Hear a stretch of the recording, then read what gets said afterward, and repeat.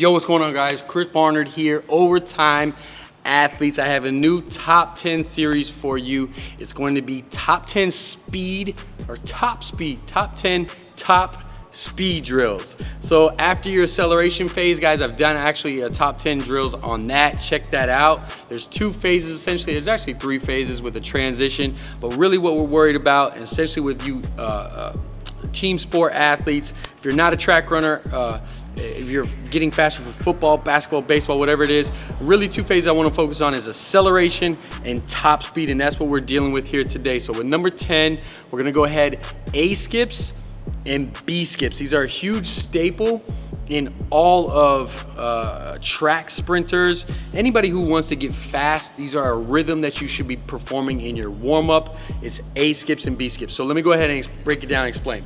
So A skips is just a rhythm that you're trying to catch to teach the athlete, a particular athlete, to perform a high knee run, right? So when an athlete performs a high knee run, you want to make sure that they're obviously flexing the hip, keeping that thoracic torso upright, if you will. So I'm completely upright. My arms are at 90 degrees, right? Cheek to cheek. I often like to say from face cheek to ass cheek, or you know what I mean. I often say put it in the holster, so you're right there, right on your back glute, all the way up to your face.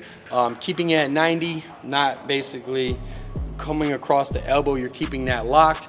But from there, with the upper body in check, from here what you're looking for is that knee to raise to about hip level. As that knee raises to about hip level, I want to see this heel also raise to your hamstring, right? There's essentially two parts to that movement where you're having both of those flex at the same time. So across the hip and across the knee. And then obviously keeping the ankle cocked the entire time. The ankle always stays flexed when running. No matter what you're doing, you're never gonna point that toe, right? So it's just a rhythm where we go ahead and perform that, get in that rhythm of kicking that knee high and really forcing those three phases of flexion.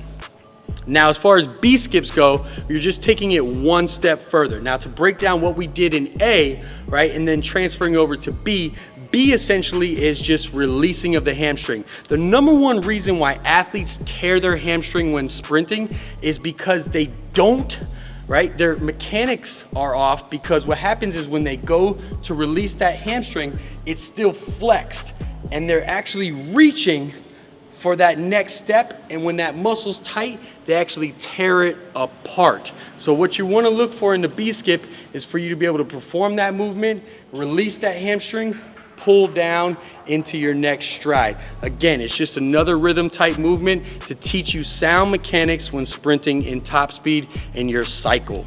That's it for number 10, A skips, B skips. Look out for number 9 here right away. I'll holler at you guys next time. Yo, what's going on, fellas? Thank you so much for watching. If you're interested in getting faster as an athlete, go ahead and click my advanced series right here, where I provide you with free lessons to make you become faster. I'll see you inside.